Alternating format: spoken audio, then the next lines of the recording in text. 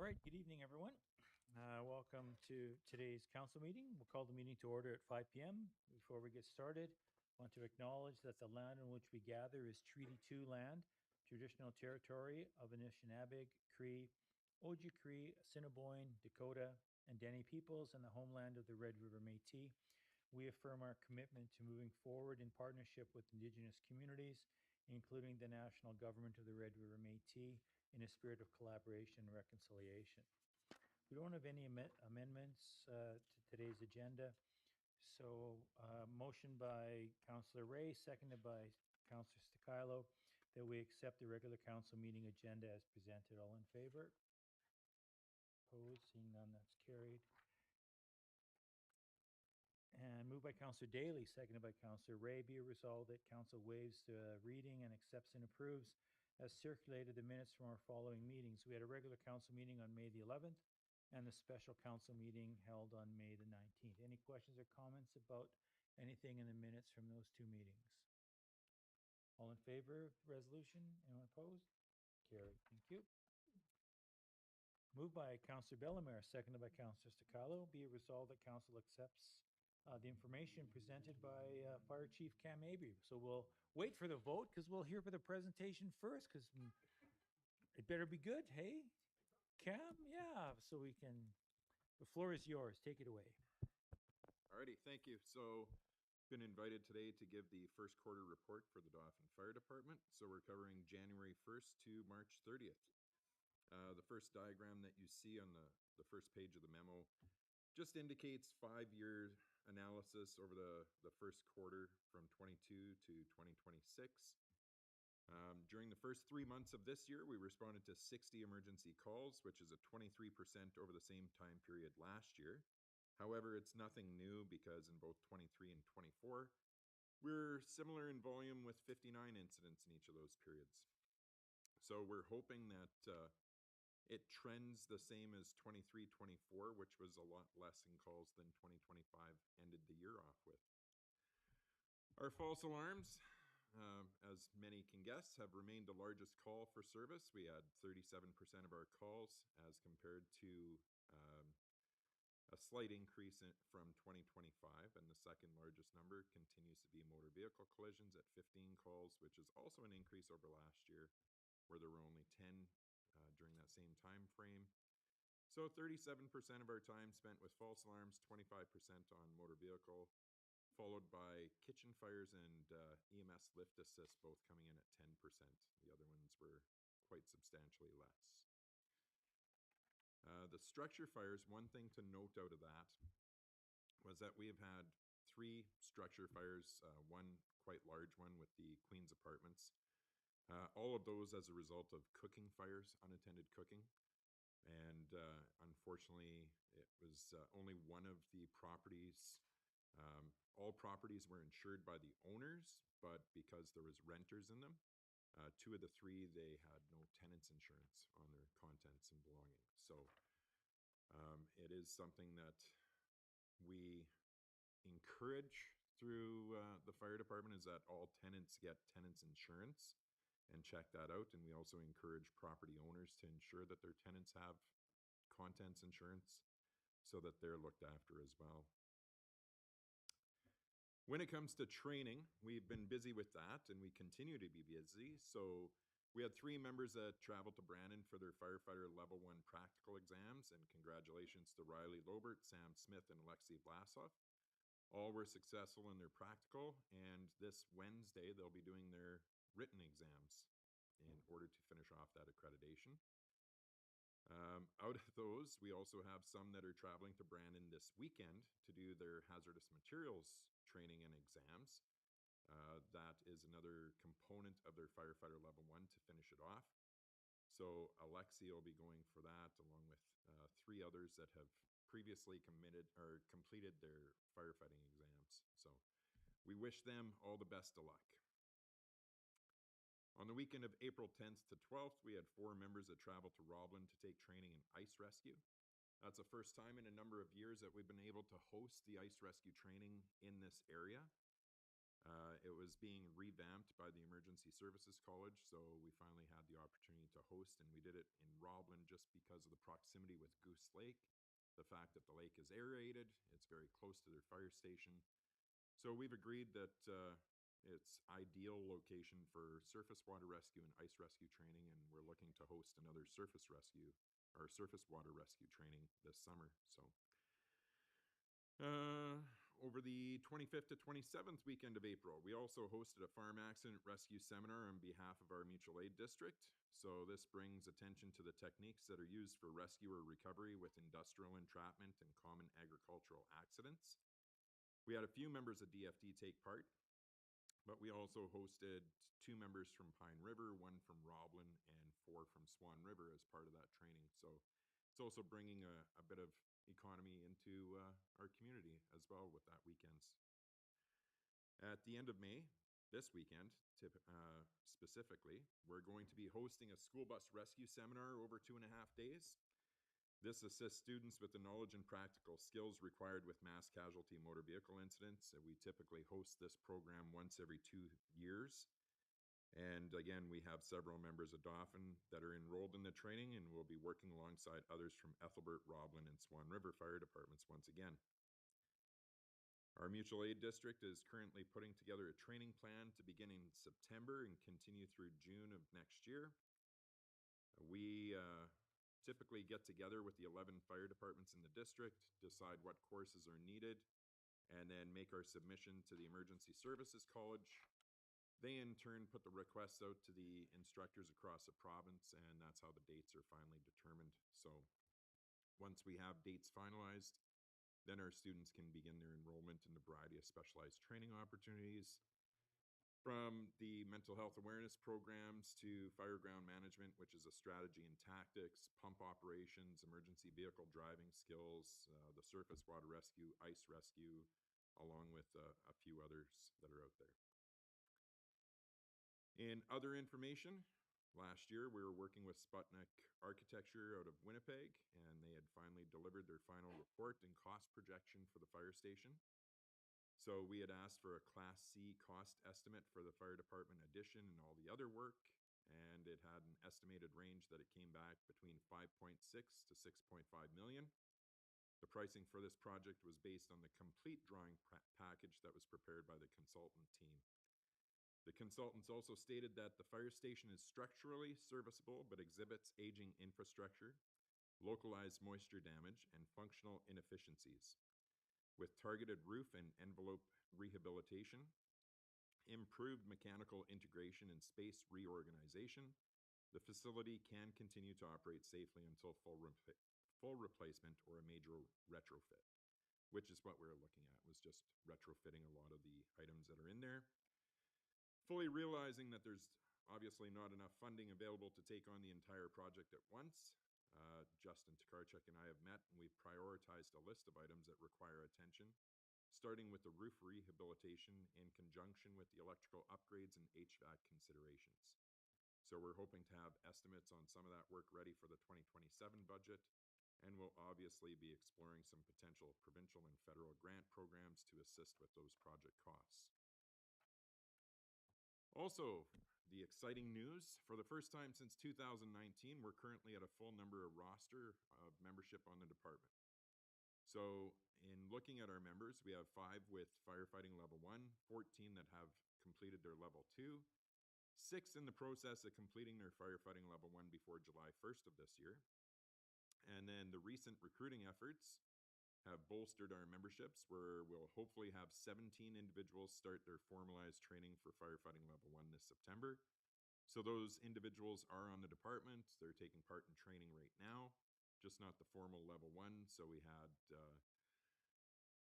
10 members in first aid training this past weekend, and they've done some incident command system training, and we're hoping to get them slow but sure up to par. It's just now we need to buy some more equipment.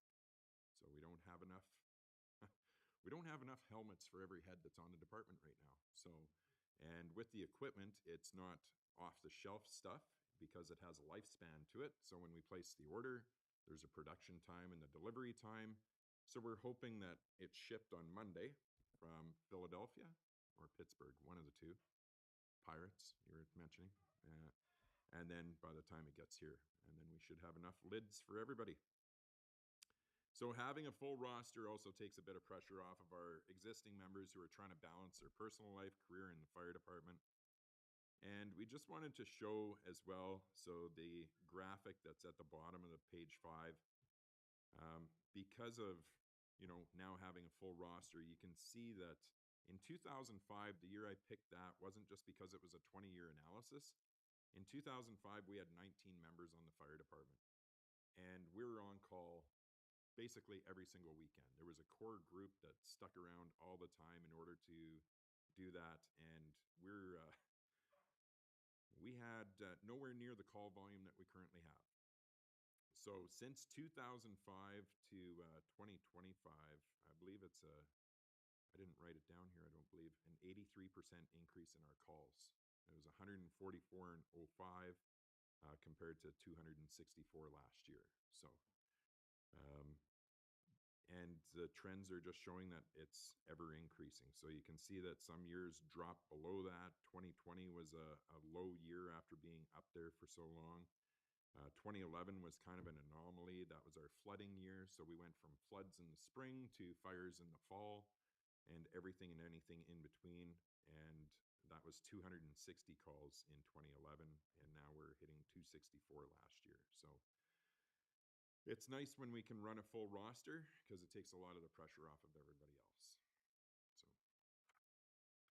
I would invite any questions. Yeah, anybody got some questions or comments for Cam? I just like to comment you for, I know you worked really hard on the recruitment side, and it's just nice this is a good problem to have as opposed to, the challenges from previous of trying to fill space without any bodies there. Absolutely. So good for that.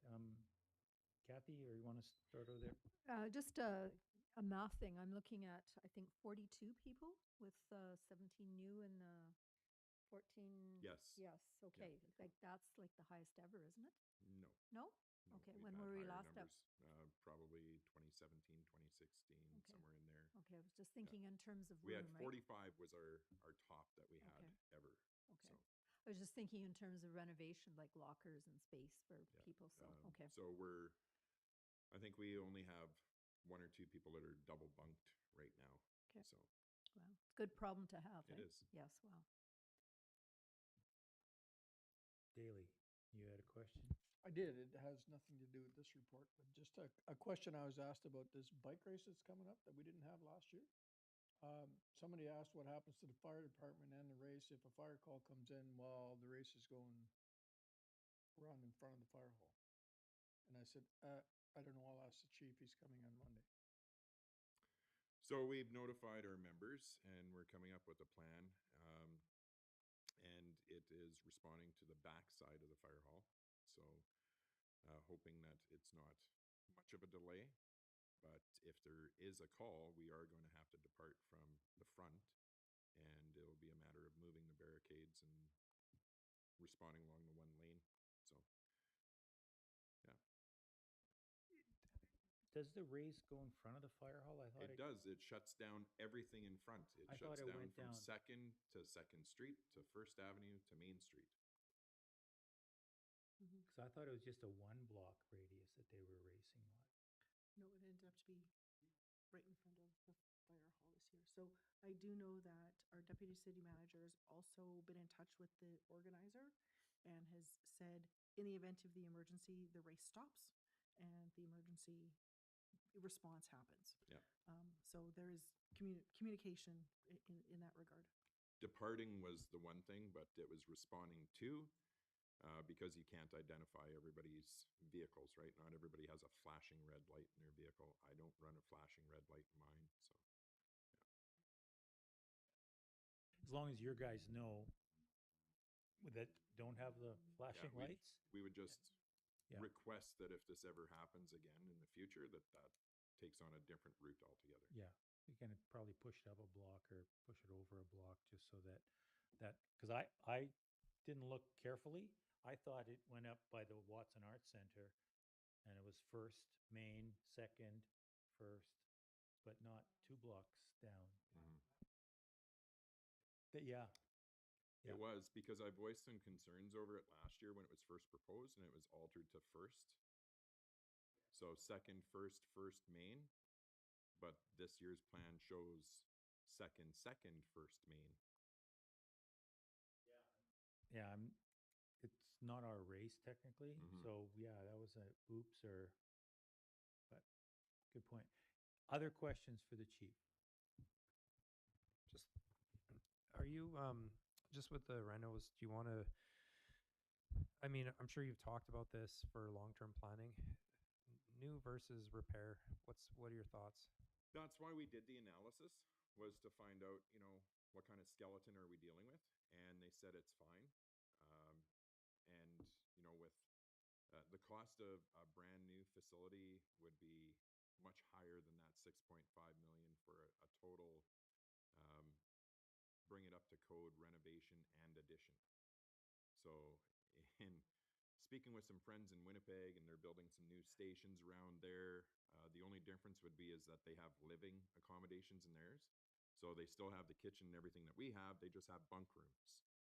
And what was it, 18 million for a temporary hall that they built in a portion of the city. That's using sea cans and a roof, but they put down asphalt and plumbing and everything else, right? So $18 million for a temporary station was, yeah, pretty high.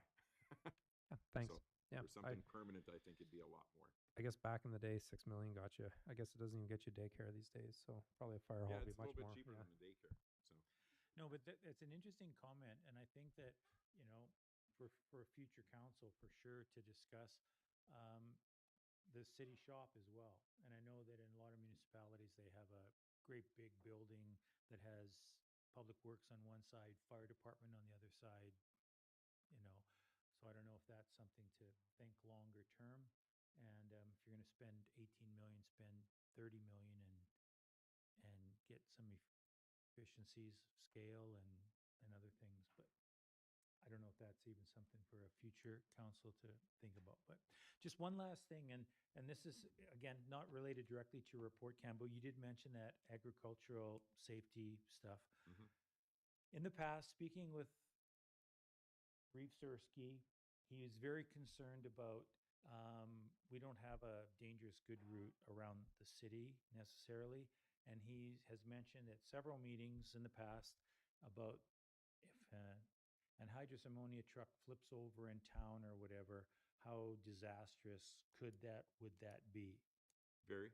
Yeah, it is. That's Yeah. a serious Yeah, concern. we have had an hydrous ammonia leak at the corner of 20 and 20A, where a semi-trailer sunk into the parking lot and ruptured the lines.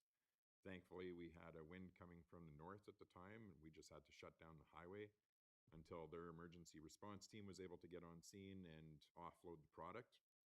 We've also had an anhydrous ammonia tank truck that flipped coming off the bypass, turning onto 5 and 10 South a number of years ago. And he just took the corner too fast, and the semi managed to roll over. It didn't rupture the tank, thankfully, that time. But we have done some emergency scenarios with our municipal emergency coordinator. And Randy, I'm not sure if it was during your time when we did the one with CN on the west end of town with an anhydrous ammonia leak. And we had the province there that was working with their wind drift calculations on everything. And there was a large portion of the community that had to be evacuated just over that scenario. So that was, we've looked into this before. CN has told us that they don't transport anhydrous ammonia by rail here, but we do have a large amount of truck traffic, and it's more than just that. It's also fuel. So we had a B train of fuel. The forward compartment was gasoline. The rear compartment was diesel. Somebody tried to sneak between the curb and the truck at the CIBC corner a number of years ago, ruptured a 2-inch line. Thankfully, the emergency valve sprung closed on there, so we only ended up losing about 20 gallons of fuel. But now that gets into your storm drains, and that creates a whole other issue as well. So there's, we would fully encourage and support a dangerous goods route around the city, for sure. So that's something just to put on the to-do list to have that discussion, because I know that Reeve Sursky was that was a big issue for him. Yeah. Like he just thought that there was danger lurking and that we weren't, I know it's been discussed for a great number of years. Like I Yeah. remember this over the past 20 years at least about the bypass becoming a dangerous goods route instead of calling it a bypass, right, right, or a truck route, so Right. that it got a lot of the highway traffic off of the municipal roads in Right. town. It's also a scenario, in those scenarios, neither of the emergency operation centers, this one or the RM office, would be functional because they would both have to be evacuated downwind. So I, I don't know if we ever did find a third spot, but I mean, so that's how bad it could get, that you can't even run your emergency operations center. Yeah, with the prevailing west winds that we Yeah. experience, it's not the best locations here. Anyone else have any questions for Cam? No, well, stellar job there, Chief. Keep doing what you're doing. You're not selling tickets today or anything, or? Okay. Yeah, thanks for coming in, sharing that info, and appreciate everything you guys do. So then I just call for the question. All in favor of accepting the report from Chief Abry? Yep. Carried. Thank you. All right, we'll move right into the consent agenda. We've got a number of different proclamations to read to humor our media representatives. So we'll start with the proclamation for Pride Month. I think, Danica, is that yours? Yeah, get rid of this.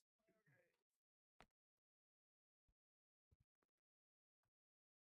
Whereas June is recognized as Pride Month in Canada and around the world as an opportunity to celebrate diversity, promote equal rights, and build awareness of the challenges faced by our 2S LGBTQIA plus friends, family, neighbors, and coworkers. And whereas we recognize the ongoing struggle for dignity, equality, and personal safety for our 2S LGBTQIA plus people, and know that much work remains to be done to ensure all inclusive society for all. And whereas the City of Dauphin supports an inclusive and respectful community where all citizens can live, work, and play in a safe and secure environment where diversity is accepted and celebrated. Now, therefore, we, the Council of the City of Dauphin, do hereby proclaim June 2026 as Pride Month. Thanks very much. Next proclamation is Access Awareness Week. Councillor Bellemare. Whereas, excuse me, whereas achieving accessibility will improve the health, independence, and well-being of persons disabled by barriers, and whereas most Manitobans will confront barriers to accessibility at some point in their lives, and whereas persons disabled by barriers face a huge range of obstacles that prevent them from achieving equal opportunities, independence, and full economic and social integration. And whereas in developing our built environment, barriers have been perpetuated, and whereas the systemic and proactive approach for identifying, preventing, and removing barriers complements the Human Rights Code and ensuring accessibilities for Manitoba, and whereas under the United Nations Convention on the Rights of Persons with Disabilities, which Canada ratified in 2010, member states are expected to take appropriate measures to ensure accessibility and independent living. And whereas the equality rights of all Canadians, including persons disabled by barriers, are enshrined in the Canadian Charter of Rights and Freedoms, now therefore we, the Council of the City of Dauphin, do hereby proclaim May 31st to June 6th as Access Awareness Week, dated today and signed by our Mayor. Thank you, Councillor Bellemare. We'll move to the next proclamation, which is Lieutenant Colonel Billy Barker, VC Day. Whereas Lieutenant Colonel W.G. Billy Barker, VC, has been commemorated by the Government of Canada as an individual of national significance and being one of Canada's most renowned and decorated servicemen of any armed conflict. And whereas his place of birth was here in Dauphin, and whereas he gallantly served as a pilot in World War I, and whereas he received the Victoria Cross in 1918 for his outstanding bravery, and whereas we recognize his loyalty, dedication, and sacrifice. Now, therefore, we, the Council of the City of Dauphin, do hereby proclaim June 1st, 2026 as Lieutenant Colonel W.G. Billy Barker, VC Day. Thank you, Deputy Mayor. Lachlan. We'll move to the next proclamation, and that is World Environment Day. Whereas World Environment Day, hosted in Pakistan in 2021, called for urgent action to revive our damaged ecosystem globally, and whereas World Environment Day in 2021 saw the launch of the UN Decade on Ecosystem Restoration, a global rallying cry for everyone, from corporations to governments and citizens, to do their part in healing our ailing planet. And whereas the UN decade runs from 2021 through 2030, which is also the timeline scientists have identified as the last chance to prevent catastrophic climate change and the loss of millions of species. And whereas ecosystem restoration can take many forms, including growing trees, greening cities, rewilding gardens, changing diets, or cleaning up rivers and coasts. And whereas World Environment Day is a global platform for raising awareness and taking action on urgent issues such as global warming and sustainable consumption, and recognizes that the future of humanity depends on action now. And whereas the theme for World Environment Day 2026, Inspired by Nature, for climate, for our future, emphasizes that nature is not optional, it is central to climate resilience and our collective future. Now, therefore, we, the Council of the City of Dauphin, do hereby proclaim June 5th, 2026 as World Environment Day, dated at the City of Dauphin, May 25th, 2026, by our Mayor, David Boziak. Thank you, Councillor Stigalo. And finally, Bike Week proclamation, Councillor Sobring. Thank you, Mayor Boziak. Whereas the City of Dauphin's adoption of an active transportation strategy in 2021 reflects the city's commitment to encouraging active living, promoting cycling opportunities, and doing our part to reduce greenhouse gas emissions. And whereas the City of Dauphin, Dauphin Rec Services, and Northgate Trails Inc. have worked to foster a positive and inclusive cycling culture that supports a lifestyle of wellness and a connection to nature. And whereas the City of Dauphin is committed to enhancing cycling experiences, activities, and culture in Dauphin and the parkland by developing infrastructure and encouraging residences to bike to school, to work, and to shop whenever possible. Now, therefore, we, the Council of the City of Dauphin, do hereby proclaim June 7th to 13th, 2026, as Bike Week. Thank you, Mayor. I'm the Mayor. Thank you, Councillor Sobring. Foreshadowing. Got a couple of other items on the consent agenda. There's a number of community events. The Canada's National Ukraine Festival kickoff party is June the 13th. Dauphin's Country Fest is coming up June the 25th to the 28th. The Ag Society Fair is June the 26th to the 28th. The Chamber of Commerce Street Fair is being held July the 30th. National Ukraine Festival is on the 31st to the 2nd of August. And the Ukrainian Festival Parade is August the 1st. And whereas the Manitoba Liquor and Lotteries allows municipalities to declare certain events as community events, be it resolved that Council recognizes the following events as community events for this summer. That's the Ukraine Festival Kickoff Party on the 13th of June, Country Fest on June the 25th to 28th, the Fair, June the 26th to 28th, the Chamber of Commerce Street Fair, July 30th, Ukrainian Festival, July 31st to the 2nd, and the Festival Parade on August the 1st. A couple of filing items to add to the consent agenda report. The Mountain View School Division, they presented some information regarding their new approved wards for this coming up election in October, and their news digest from May the 11th. We received the Parkland Chamber of Commerce Chamber Insider newsletter May of 2026, and we received a letter from the Lieutenant Governor of Manitoba regarding outstanding Manitobans that will receive the Order of Manitoba.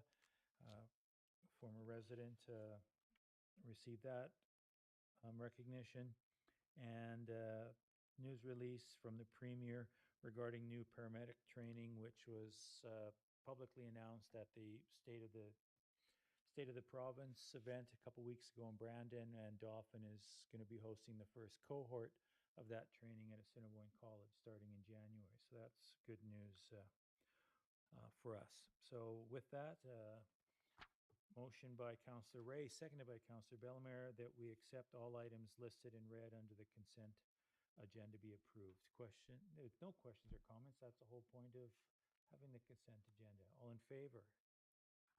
Carried. Thank you. Moved by Councillor Stakilo, seconded by Councillor Daly, that we accept the corporate report from the city manager for the month of April. Charlotte, is there anything you want to draw our attention to? Yes, Mr. Mayor, thank you. Couple things. First one was a 2025 wildfire after action review coordinated by the province of Manitoba that the safety manager and I attended. It was very interesting just about a month ago to take a look at our lives in May of 2025 and coming into June of 2025 and how I guess different that spring looked compared to this spring, and how we were watching wildfires develop and people were being evacuated from the north. And I'm not saying that that's not going to happen this year. However, fingers crossed, touching wood, all the things. Hopefully, it's not to the same extent.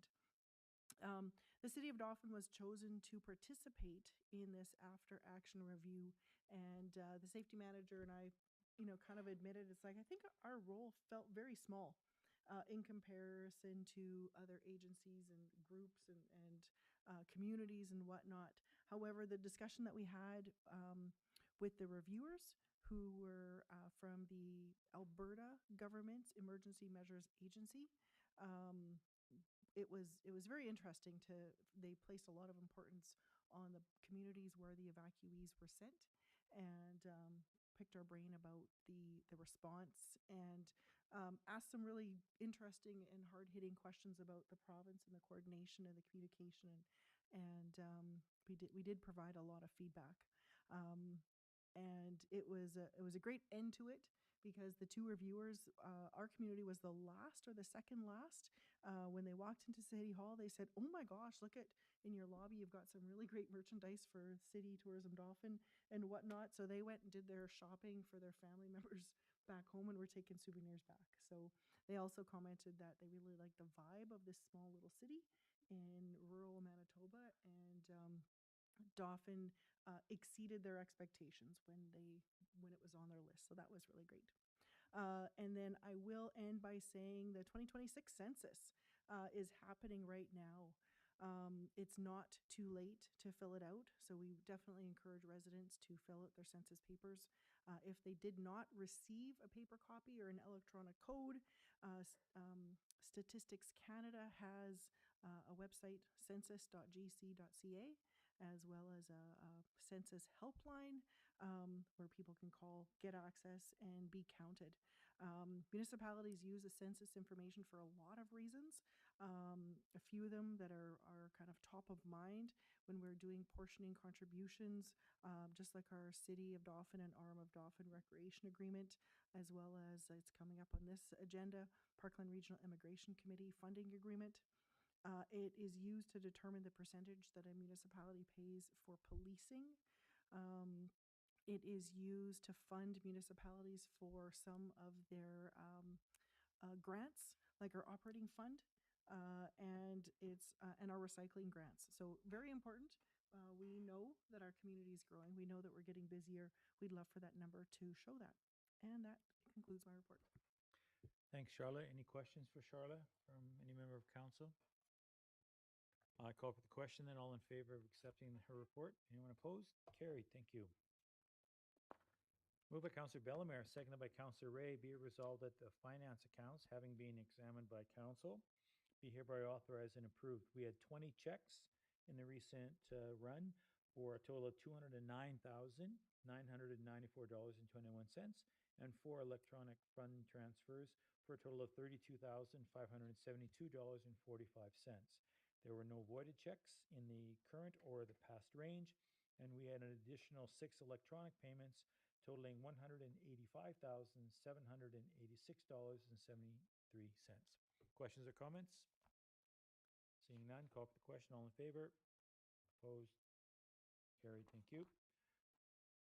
Moved by Councillor Ray, seconded by Councillor Daly. Be resolved that council accepts information presented in the unaudited financial statement for the period ending January of 2026, including our general fund balance sheet and income statement and our utility fund balance sheet and income statement.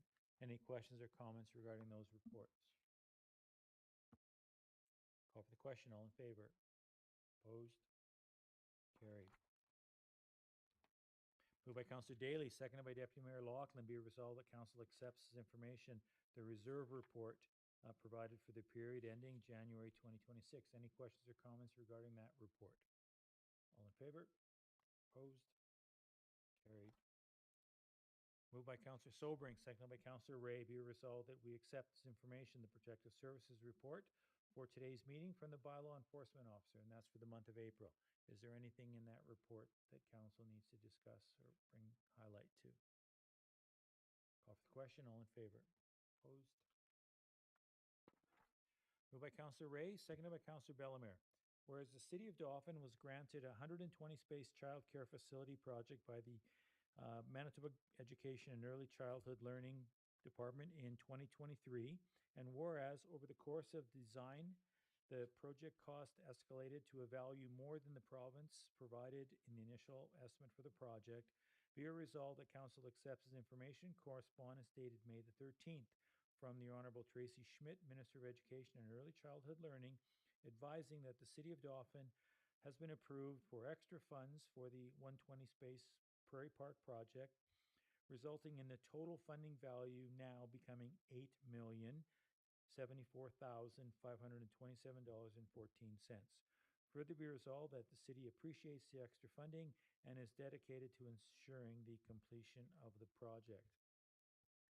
Before I call for the question, I just want to again acknowledge some of the challenges that we've had, mostly just in timing and working on the details of the project. Our project was one of the few that was procured and organized a little bit differently. We wanted to follow all of the guidelines that were presented to us on what were typical procurement and project work.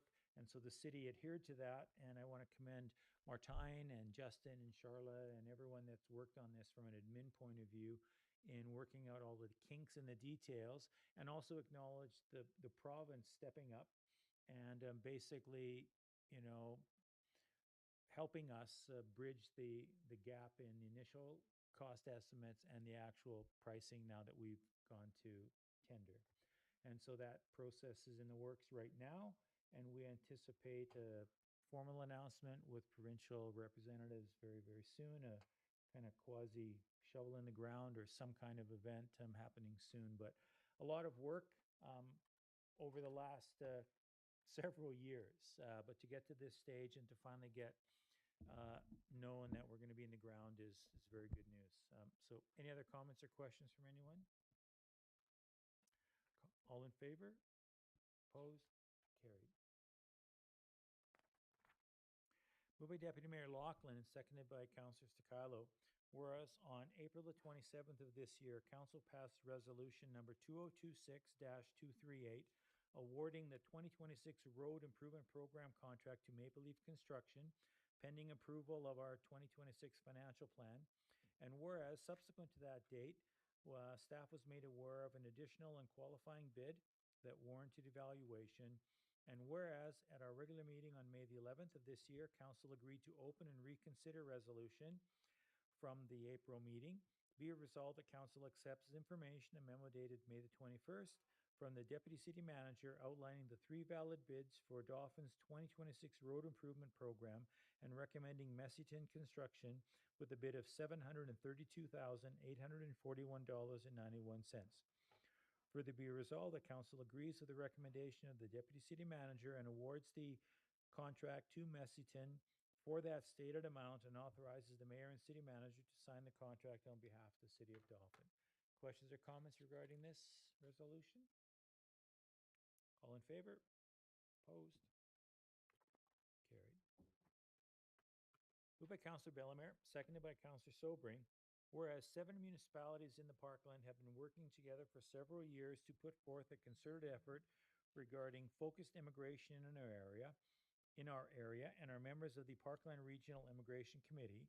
And whereas the committee has formalized its funding contribution structure and created a financial contribution agreement for 2026 to 2028 years inclusive, be it resolved that council accepts information, a memo dated May 22nd from the city manager regarding the Immigration Committee's financial contribution agreement, which speaks to an annual budget of $80,000 to administer the program, with contributions from each municipality based on a per capita split and previous year's immigrant placement numbers, a contract position to administer the program, and a focus on immigration for employers in the healthcare sector in our seven participating municipalities. Be it resolved that council agrees with the city manager's recommendations to enter into this agreement for 2026 to 2028 and authorizes the mayor to sign and seal the agreement. Any questions or comments regarding this? I know that we've been successful to a degree, but that our organization is a little bit different because we aren't dealing with some of the very large employers that some of the other district or some of the other areas in our province have. So ours is a kind of a unique structure, but seems to be working as well as it can, given the uniqueness of that structure. All in favor? Opposed? Carried. Moved by Councillor Daly, seconded by Councillor Ray. Be resolved that council accepts invitations from the following organizations. We had a letter from the Minister of Transportation and Infrastructure and MLA Castetian regarding the Highway 10 commemorative naming event on May the 29th. And we were invited to participate in this year's fair parade on June the 27th, and that any expenses related shall be borne by the city of Dauphin on any of these two events. Any questions or comments? All in favor? Moved by Councillor Sakalo, seconded by Councillor Ray. Be resolved that council accepts information regarding the following community event, and that's the 3P Cycling Club, which is affiliated with Cycle Manitoba, the Dauphin City Centre Criterium Race, which is occurring on May 31st in our community. Just before we vote on this, also on May 30th, Manitoba Cycling Association, same organization, is running two different races that are marshalling from Northgate Trails. So they're having a timed bike race in Riding Mountain National Park on the 30th, and also, I don't know if it's on the 30th or the 31st, they're having a time trial, which is basically a hill climb, an individual timed event where they're racing from Northgate up to the Red Chairs on Highway 10 and then back down. So I know that there was a call out for some volunteers to help marshal those events by the organization. I don't know how that's going, but this will be a big deal. We know that this was planned last year as well, and all the cyclists were in town, and then the events were canceled because of all the smoke in the air. And so they didn't happen, but Cycling Association wanted to bring the event back, and we're having it this coming weekend. Questions or comments? Anybody entering?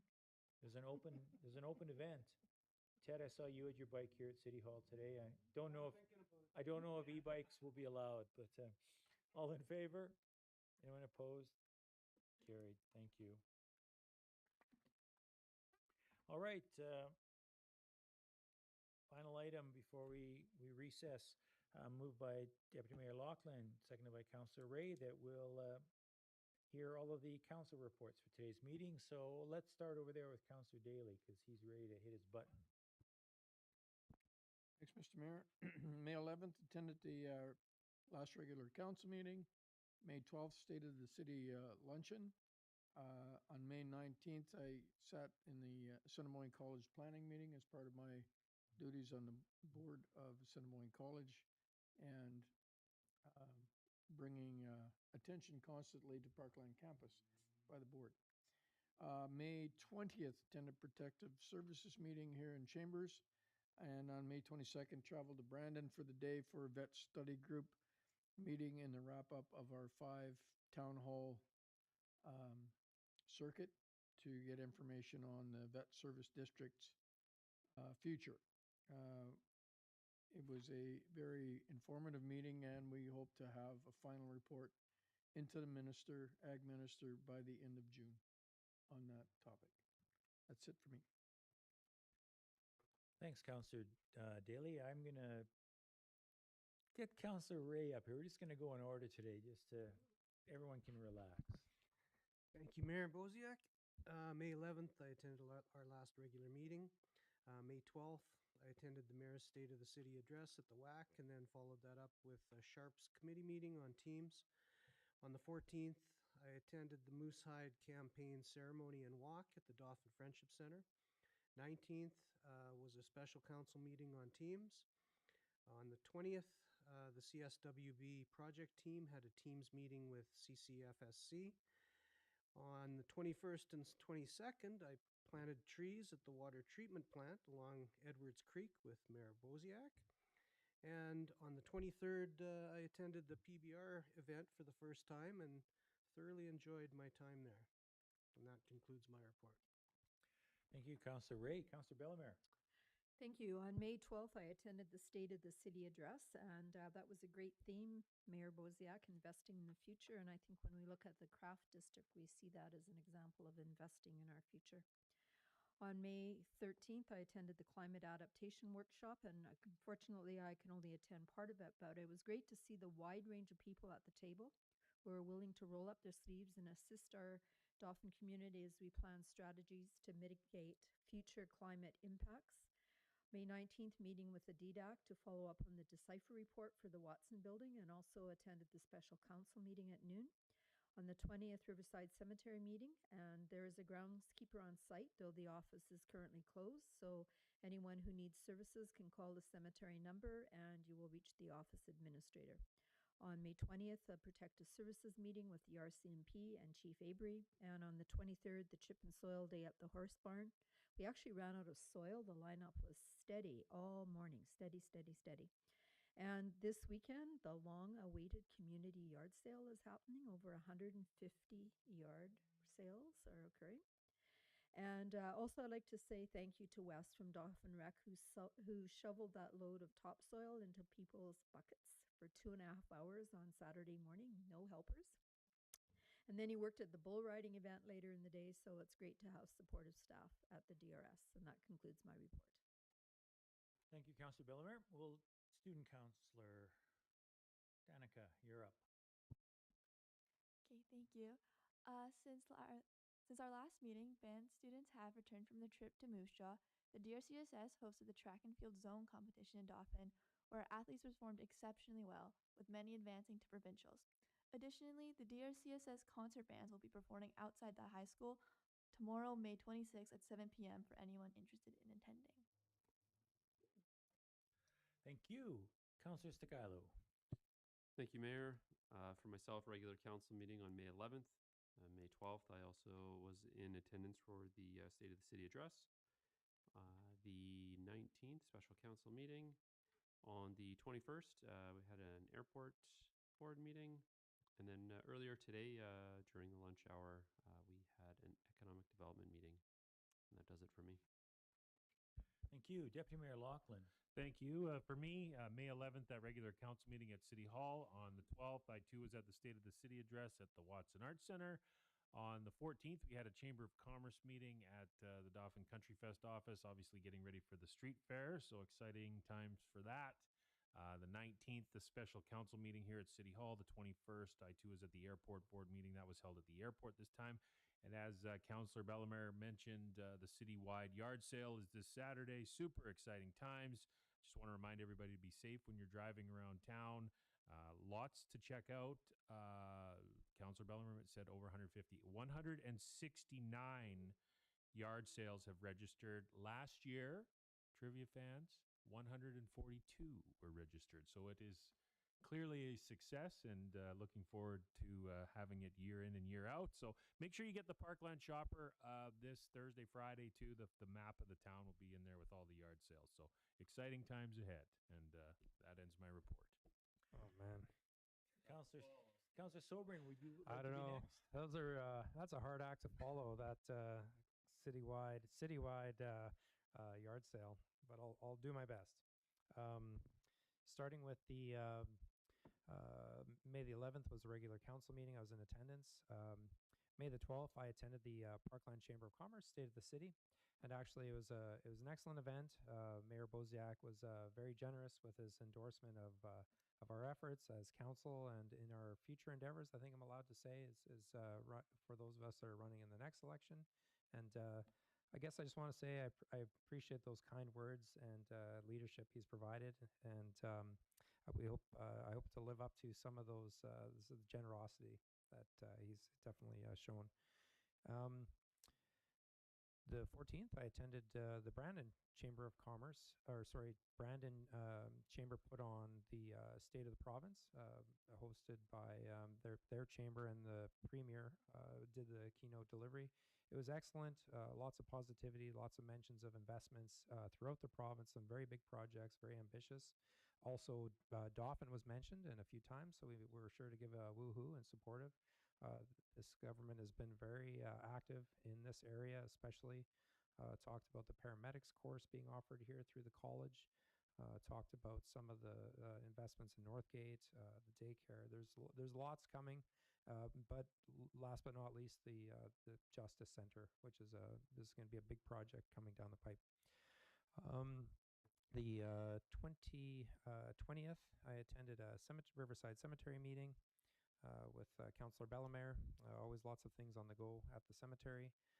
We do have a virtual software now that allows us to sell and locate plots using software.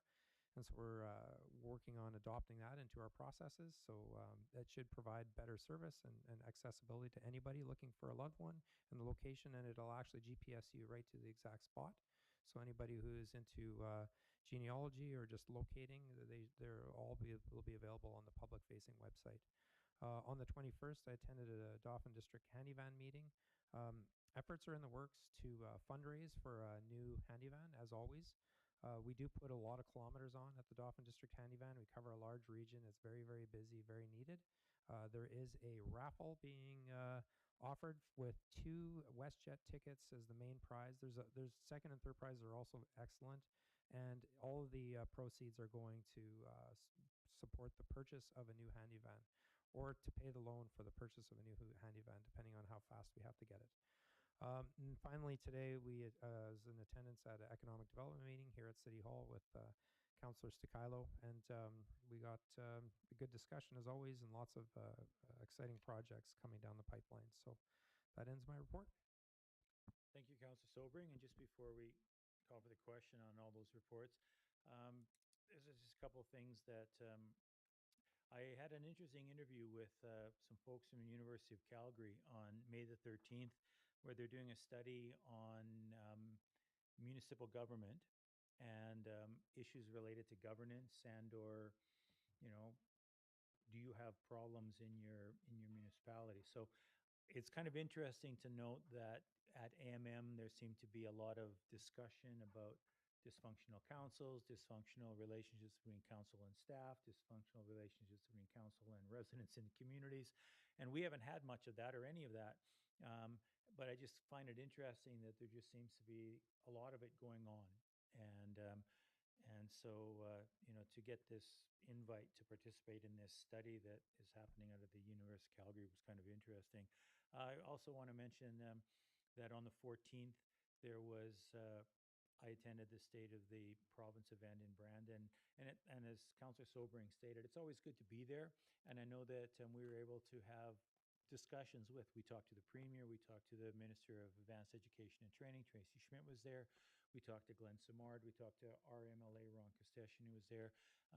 We talked to Minister Marcelino, who's our immigration minister, and everybody is talking about how, from the provincial government side anyway, how cooperative Dauphin has been in regards to the project and things that we're working on hand in hand with the province. So again, the effort made by Councillor Sobering, myself, Clayton Swanton was also in attendance to just to acknowledge to the province that we're a partner in a lot of stuff that's going on, and we appreciate to their cooperation. Also on the 14th, there was the community information session at Mobs Fleet, brewery with Alec Mann and Clayton Swanton from Northgate.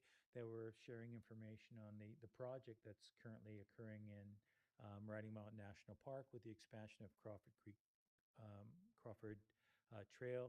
And so it was neat to see the enthusiasm from city residents and actually residents from a lot further away. There was people there from Minnedosa and a couple folks from Nipawa. So it's kind of interesting to see the regional interest in our trail project.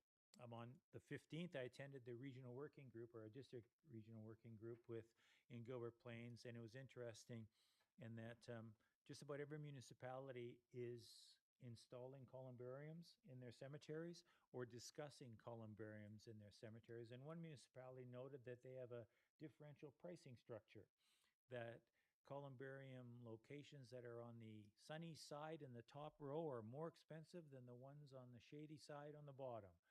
So go figure. So it's interesting that we're working on that as well, and it seems that every municipality, everybody around the table, indicated that there's a demand for that in their cemeteries. So I'm glad to see that we're pursuing that.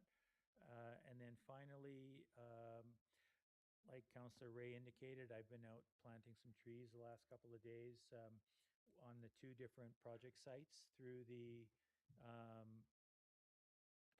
Riding Mountain Biosphere Reserve or Biosphere Region. We had planting at Northgate last week, had a good group of volunteers out for 3 different days. And with the call out for volunteers for the rest of this week, Tuesday to Thursday mornings, anytime after 9 o'clock up until about 2 or 3 in the afternoon, volunteers would be helpful. So if you have an hour or two to give, or if you have some friends or people that want to come out just for a little while or a long time to help, just make your way to Vermilion Park Sportsplex anytime this week after 9 a.m. and bring sunscreen and a hat and some water and help as little or as a lot as you may be interested in doing so. So with that, call for the question then. All in favor of accepting the reports? Opposed? Carried. And moved by Councillor Ray, seconded by Deputy Mayor Laughlin, that we'll recess the meeting at